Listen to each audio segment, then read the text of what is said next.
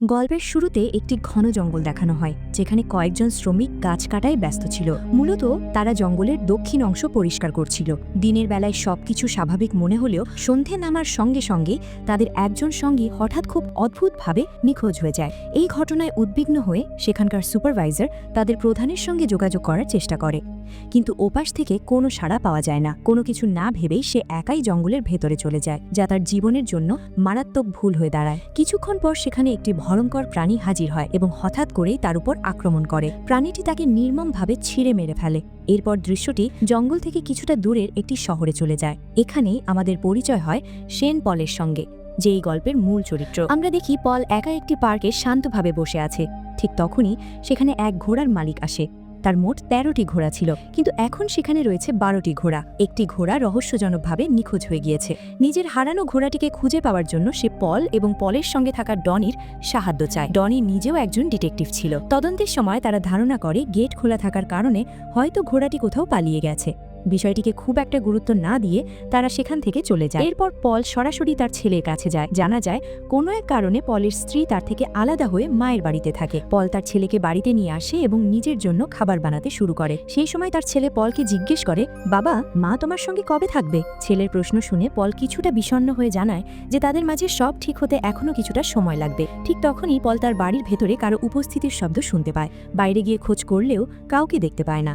এরপর সে নিশ্চিন্ত হয়ে ছেলেকে ঘুম পাড়িয়ে নিজেও ঘুমাতে চলে যায়। পরদিন সকালে ডনি পলের বাড়িতে এসে দেখে বাড়ির বাইরে কোনো পশুর পায়ের ছাপ রয়েছে। বিষয়টি দেখে পলও বিভ্রান্ত হয়ে পড়ে। তারা দুজন সেই পায়ের ছাপ অনুসরণ করতে থাকে এবং দেখতে পায় ছাপগুলো পুরো রাস্তা জুড়ে রয়েছে ও সোজা জঙ্গলের দিকে চলে গেছে। জঙ্গলে গিয়ে খোঁজ করলেও তারা অদ্ভুত ধরনের আরও কিছু ছাপ দেখতে পায়। পল আর সহ্য করতে না পেরে বন বিভাগের লোকদের কাছে বিষয়টি জানতে চায়। বন বিভাগের কর্মকর্তারা জানায় তারা এই প্রাণী সম্পর্কে কিছুই জানে না এবং আগে কখনো এমন কিছুর কথা শোনেনি। এই অদ্ভুত পায়ের ছাপ ধীরে ধীরে একটি রহস্যে পরিণত হয়, যার কোনো সমাধান পাওয়া যাচ্ছিল না। এর ফলে শহরবাসী ভয় পেতে শুরু করে। পল প্রাণীটির রহস্য উদ্ঘাটন করার চেষ্টা করলেও কোনো ফল পায় না। শেষ পর্যন্ত শহরবাসীর ভয় কমানোর জন্য সে বলি দেয় পুরো বিষয়টি আসলে একটি কৌতুক ছিল। এরপর দেখা যায় পল চার্চের ফাদারের সঙ্গে কথা বলছে। ফাদার তাকে জানায় তার কুকুরটিও হঠাৎ নিখোঁজ হয়ে গেছে, অর্থাৎ আবারও একটি প্রাণী হারিয়ে যাওয়ার খবর সামনে আসে। ফাদার কুকুর নিখোঁজের একটি রিপোর্ট লেখায়। অন্যদিকে ডনিকে দেখা যায় পলের কেবিনে। সেখানে সে পলের ড্রয়ার থেকে একটি শিশুর ছবি বের করে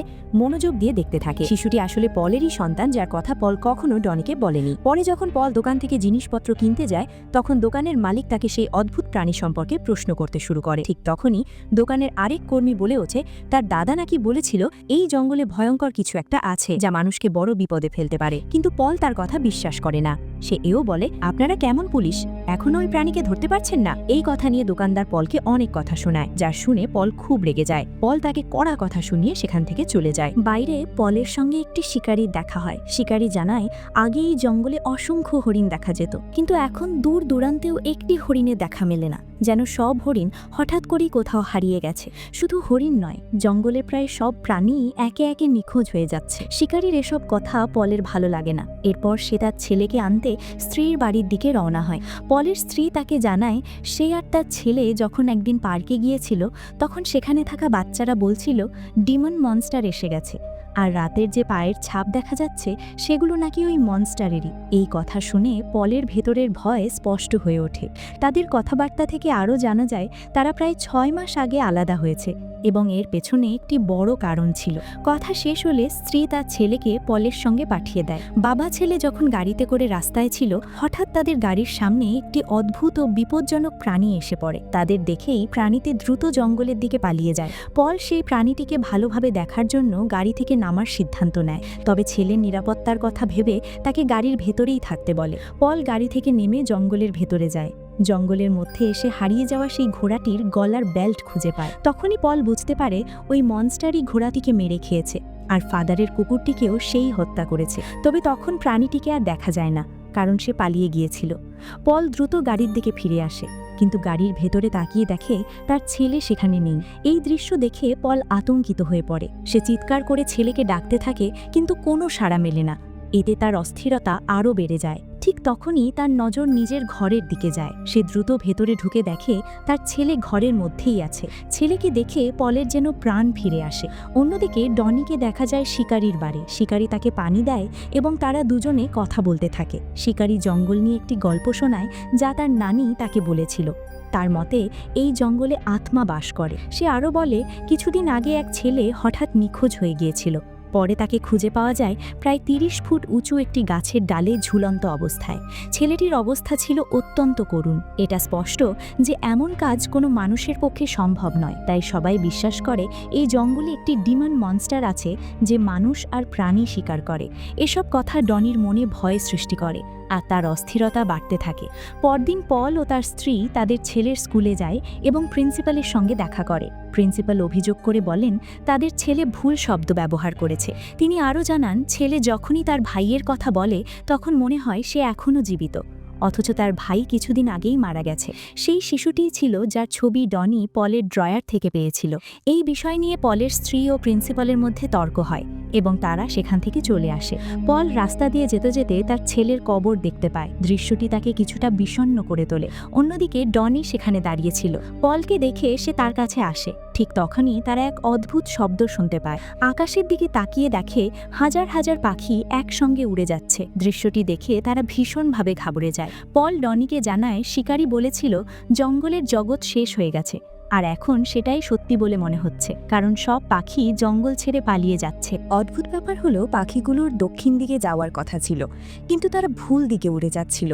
পলের কথা শুনে ডনি শিকারির সঙ্গে তার হওয়া কথাবার্তার কথা বলে। সে যখন জঙ্গলে পাওয়া লাশের কথা উল্লেখ করে, পল সেটিকে একটি খুনের মামলা বলে এড়িয়ে যায়, কারণ এসব প্রাণী বা দানবের অস্তিত্বে তার বিশ্বাস ছিল না। এরপর রাতে ডনিকে পলের স্ত্রীর সঙ্গে দেখা যায়। ডনি তার গাড়ি ঠিক করে দেয়। কথার ফাঁকে ডনি তার পুলিশ অফিসার হওয়ার গল্প শোনায়। পলের স্ত্রী ও তার অতীতের কথা বলতে থাকে। সে জানায় একসময় সে তার ছেলেকে নিয়ে মায়ের বাড়িতে ছিল। তখন পল ও তাদের আরেক ছেলে বাড়িতে একা ছিল। সেই সময় ছেলেটি সুইমিং পুলের কাছে যায় এবং দুর্ঘটনাবশত পানিতে ডুবে মারা যায়। পল একজন দায়িত্বশীল বাবা নয়, এই ভাবনা থেকেই সে পল থেকে দূরে সরে গিয়েছিল। ঠিক সেই রাতেই পলের কাছে ঘোড়ার মালিকের ফোন আসে। পল ডনিকে সঙ্গে নিয়ে তার বাড়িতে যায়। সেখানে গিয়ে দেখে লোকটি ভয়াবহ আতঙ্কে রয়েছে। সে জানায় তার দরজায় কেউ জোরে জোরে আঘাত করছিল, আর সেই শব্দ কোনো মানুষের মতো ছিল না। সে পল ও ডনির কাছে সাহায্য চায়, কিন্তু পল এটিকে বাচ্চাদের দুষ্টুমি ভেবে এড়িয়ে যায়। ঠিক তখনই পেছনের শেড থেকে একটি বিকট শব্দ আসে। পল একাই শেডের ভেতরে ঢুকে সেই অদ্ভুত প্রাণীটিকে দেখতে পায়, যেটি আগেও জঙ্গল থেকে পালিয়ে গিয়েছিল। আজও প্রাণীটি পলকে এড়িয়ে পালিয়ে যায়। পরদিন সকালে পল ও ডনি আবার শিকারির বাড়ি আসে। সেখানে তারা প্রাণীটির বড় বড় নখের চিহ্ন দেখতে পায়। পল সেই চিহ্নগুলোকে প্রমাণ হিসেবে নিয়ে রহস্য উদ্ঘাটনের চেষ্টা শুরু করে, কারণ আজ পর্যন্ত এত বড় নখ ফেলা কোনো প্রাণী দেখা যায়নি। পল যখন পরিবারের সঙ্গে ডিনার করছিল, তখন তার ছেলে বলে সে বাবা ও মায়ের দুজনের সঙ্গেই থাকতে চায়। পল তাকে আরও কিছুটা সময় অপেক্ষা করতে বলে। মধ্যরাতে পল গাড়ি চালিয়ে বাড়ি ফেরার সময় রাস্তায় একটি মৃত হরিণ দেখতে পায়। সে গাড়ি থেকে নেমে সেটি পরীক্ষা করতে গেলে হঠাৎ একটি বিপজ্জনক প্রাণী এসে তার উপর আক্রমণ করে। পল নিচে পড়ে যায়। সৌভাগ্যক্রমে সে বড় কোনো আঘাত পায় না এবং দ্রুত গাড়িতে উঠে বাড়ি ফিরে আসে। পরদিন পল ও ডনি আবার বারে দেখা করে। পল আগের রাতের ঘটনা ডনিকে জানায়। সে বলে আগে এসব প্রাণী গল্পের মতো মনে হতো, কিন্তু নিজে আক্রমণের শিকার হওয়ার পর সে বুঝেছে এদের অস্তিত্ব সত্যিই আছে। সেখানেই তাদের সঙ্গে সেই স্টোরির কর্মীর দেখা হয় যে তাদের কাপুরুষ বলে টিটকারি দেয়। পরদিন সকালে ৩ জন শিকারী জঙ্গলে শিকারে যায়। তারা জানতো না প্রাণীরা তাদের ওপর নজর রাখছে। সুযোগ পেয়েই প্রাণীরা একে একে শিকারীদের ওপর আক্রমণ শুরু করে। কিছুক্ষণ পর পল জঙ্গল দিয়ে যাওয়ার সময় হঠাৎ তার ছেলের কথা মনে পড়ে। সে অদ্ভুতভাবে ছেলেকে ডাকতে থাকে। পলের ডাক শুনে এক আহত শিকারী এগিয়ে আসে। পল তাকে সাহায্যের জন্য নিয়ে যায় এবং জিজ্ঞাসাবাদ করে। শিকারী জঙ্গলে ঘটে যাওয়া সব ঘটনা খুলে বলে। সব শুনে পল বুঝতে পারে জঙ্গল এখন ভীষণ বিপজ্জনক হয়ে উঠেছে, আর প্রাণীটি অত্যন্ত চতুর ও হিংস্র। ঠিক তখনই শিকারীর অন্য সঙ্গীরা পলকে ফোন করে দ্রুত জঙ্গলে আসতে বলে। পল সেখানে গিয়ে দেখে 2 শিকারীর লাশ গাছের ডালে ঝুলছে। তাদের খুব নির্মমভাবে হত্যা করা হয়েছে। দৃশ্যটি দেখে পল সবাইকে জঙ্গল ছাড়ার নির্দেশ দেয় এবং বন বিভাগকে ডাকে। সন্ধ্যা নামতেই আবহাওয়া ভীষণ ঠান্ডা হয়ে যায়। সবাই নিজ নিজ ঘরে বন্দী হয়ে পড়ে। পুরো শহর যেন জনমানব শূন্য হয়ে যায়। ডনি পলের সঙ্গে দেখা করতে তার বাড়িতে এলে পল তাকে একটি রিপোর্ট দেখায়। সে জানায় একটি দল নিখোঁজ হয়েছে। আসলে এরা সেই কাঠুরেদের দল যাদের গল্পের শুরুতে দেখা গিয়েছিল। পলের ধারণা জঙ্গল পরিষ্কার করার কারণেই প্রাণীগুলো মুক্ত হয়ে গেছে। ঠিক তখনই স্টোরের সেই ছেলেটি পলের বাড়িতে এসে একটি ভিডিও দেখায়। সেখানে দেখা যায় একটি প্রাণী দৌড়াচ্ছে এবং হঠাৎ করেই অদৃশ্য হয়ে যাচ্ছে। সবাই চলে যাওয়ার পর পল তার ছেলের চিৎকারের শব্দ শুনতে পায়, কারণ প্রাণীটি তখন তাদের ঘরে ঢুকে পড়েছে। পল দ্রুত ছেলেকে নিয়ে বাথরুমে ঢুকে পড়ে এবং ডনিকে সাহায্যের জন্য ডাকে। ডনি দ্রুত সেখানে পৌঁছে প্রাণীটিকে ধরার চেষ্টা করে, কিন্তু ব্যর্থ হয়। শহরবাসীর জীবন বিপন্ন হওয়ায় পল ও ডনি সবাইকে নিরাপদ রাখতে চার্চে নিয়ে যায়। কিন্তু ততক্ষণে অনেক প্রাণী চার্চের বাইরে ঘোরাঘুরি করছিল এবং ভয়ঙ্কর গর্জন করছিল। পল দ্রুত সবাইকে বেসমেন্টে পাঠিয়ে দেয় এবং ডনির সঙ্গে প্রাণীদের মোকাবিলা করতে যায়। এই সংঘর্ষে একটি প্রাণী ডনিকে গুরুতরভাবে আহত করে, তবে ডনিও প্রাণীর কাঁধে গুলি করে তাকে জখম করে দেয়। প্রাণীটি ডনির প্রাণ নেওয়ার আগেই পল এসে গুলি করে তাকে মেরে ফেলে। কিছুক্ষণ পর সবাই বেসমেন্ট থেকে বেরিয়ে আসে। সবাই খুশি ছিল, কারণ তাদের মনে হচ্ছিল বিপদ কেটে গেছে। কিন্তু ঠিক তখনই পল ও ডনি লক্ষ্য করে মৃত প্রাণীটির ক্ষত খুব দ্রুত নিজে নিজেই সেরে যাচ্ছে। এর মানে সে আবার বেঁচে উঠবে।